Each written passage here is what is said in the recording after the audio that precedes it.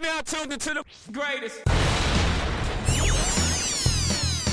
Run with Manny Wilson podcast. The Run, the Manny Wilson podcast. The best sports podcast there is. Yes, sir. What's up, everybody? Welcome back to The Run with me, Manny Wilson, all the way from Detroit to Chicago to your speakers and headphones. I appreciate you tuning in to the first interactive sports podcast, a community that makes sure your voice is heard. So if you hear something you agree with, you disagree with, you like or you dislike, go ahead, shoot us a quick call, 219-413-9405. And of course, we will play your take back on our next episode. And shout out to SeatGeek for sponsoring this episode. Get $20 off your first ticket purchase when you use the promo code The Run Podcast. And this code can only be applied for first-time users on the mobile app or website. So I'm not sure about you, but a couple of people that I like are going on tour. So I'm going to have to check that out because SeatGeek, they do music, they do sports, whatever event you want to go to, just make sure you check it out. And I promise you, they got it on there. So my personal preference, I got to go see my guy Wale. He's going to be performing. He's about to be going on tour. So I'm excited about that. But you to each his own. So go see whoever you want to see, whether it's baseball season, your team, all of that stuff. But anyway, look, man, we got some more important business coming up because football season is pretty much here. The New York Jets, they got a lot of drama again. We know they had the hard knocks last year, but they're back in the headlines for something else. So the New York Jets pass rusher, Haason Riddick, has requested a trade. Now, he has 1 year left on his contract, and he's been holding out for the Jets ever since they got him in the offseason. But what's surprising about this is the New York Jets, they seen his trade request, and they said no. They dead ass said no. They released the statement just kind of doubling down on their intentions of saying no to make sure they're not deemed as the villain in this whole story. So in the statement, they said, "We have informed Hassan that we will not trade him, that he is expected to be here with his teammates, and that he will continue to be fined by the CBA if he does not report to camp. Since the trade discussions back in March, we have been clear and direct and consistent with our position. Our focus will remain on the guys that we have here as we prepare for the regular season." So to me, I'm like, damn, I've never, ever seen any team come out and just openly say, no, we're not going to trade you. I don't care how many times you request a trade. And that was a shocker. But you begin to go down a slippery slope here if you don't satisfy this guy's needs of trading him, because to what extent are you going to really hold out on being traded for both parties in this situation? Because we know the Jets, they can keep him as long as they want to until that contract is really up. And for Haason Riddick, he could say, you know what, well, I'll show up to camp, I'll show up to practice, I'll show up to the facility, but I'm not going to play. I'm not going to give any effort. And ultimately, that's going to cause him to be a cancer on the team when the Jets team is supposed to be pretty damn good this season. So if I'm the New York Jets, I'm like, I really don't want to go down a rabbit hole of playing how petty can we be in terms of making sure this guy gets traded or he doesn't get traded, because it's ultimately going to hurt your locker room if you have a guy who's here and he does not want to be there. So you gotta find a trade for him, especially if he's not gonna continue to give effort, if he's just kind of being a cancer in that locker room, which he can start to be. Like, do you really want to kick off the season like that? With a bunch of drama going on, especially when Aaron Rodgers is on the verge of the back end of his career, trying to go win a Super Bowl in the 2 years that he may have left in his career, maybe even 3? No, I personally wouldn't want to do that.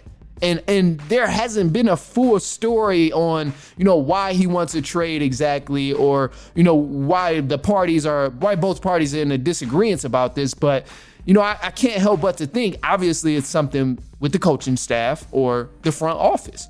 He got traded. He's coming from the Eagles. That's a competitive team.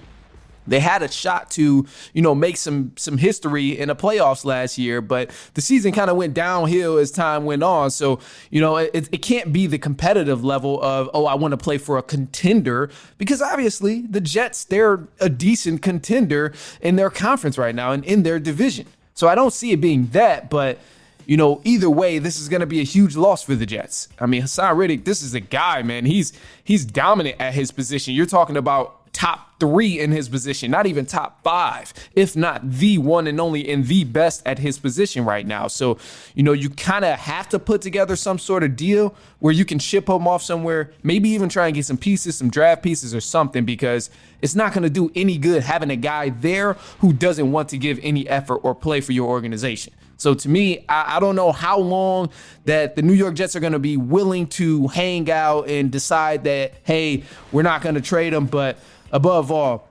one guy shouldn't be making or breaking your season. And that's especially if he's not the quarterback, first and foremost. If he's not the quarterback, he definitely shouldn't make or break your season. I get what he can do on the defensive end. I understand how it'll help all of your schemes on the defensive line because you still have the big is it Quentin Richardson? No, that's not Quentin. But they still have a solid pieces on the D-line. They got other guys there who will help them out. So he's not the only piece. He's not going to make or break the defense. Going to be a huge help. But above all, to me, it seems like it'll be better to ship him off and get some sort of pieces in return for a guy who doesn't want to be there. Because, it can get petty. Best believe it can get petty. I know if I'm somewhere I don't want to be and they're like, no, they're not going to trade me. I mean, all he has to do is show up. He won't be fined by the CBA anymore if he continues to show up. They can't fine him for not giving effort. They can't fine him for saying no to reps on the field. They can't fine him for being silly during practice and distracting others. They can't fine him for any of those things. So how petty do you really want to get in terms of trading this man? He asked for a trade. You said no.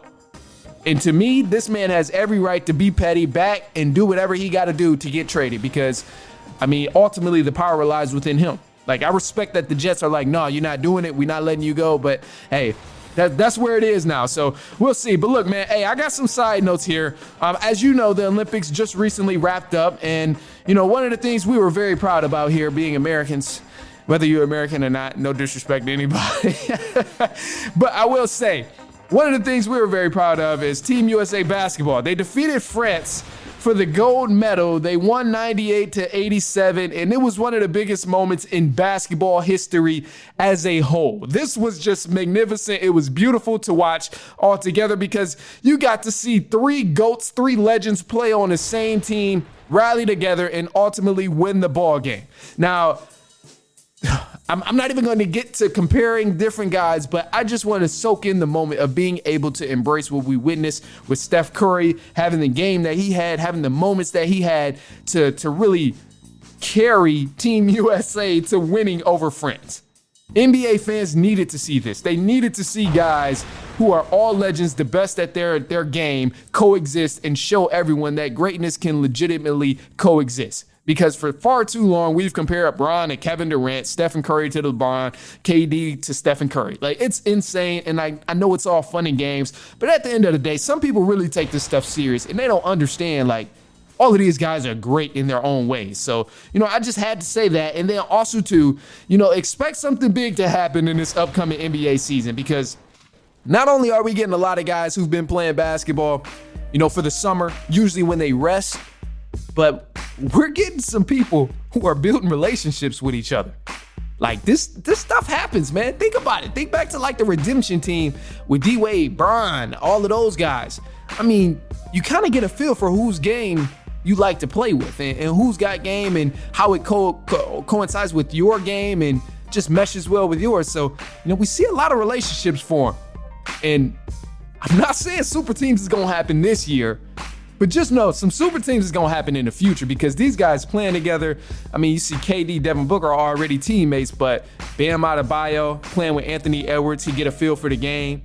Anthony Davis playing with Devin Booker, get a feel for his game. And it's like, down the line is the LeBron and Kevin Durant and Steph Curry's begin to retire.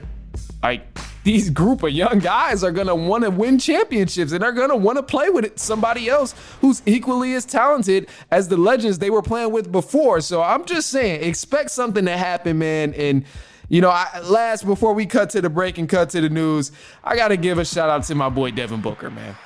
Devin Booker, man, he deserves a lot of praise for the victories that Team USA has won during this entire tournament of the Olympics because he was literally just doing everything that they needed him to do. He was a silent killer on the floor when they were playing. He averaged 11 points, 3 assists, 2 rebounds in 22 minutes. I know that doesn't really say much about his stats, but when you're looking at the game, he didn't have a bunch of highlights, but he made his open shots.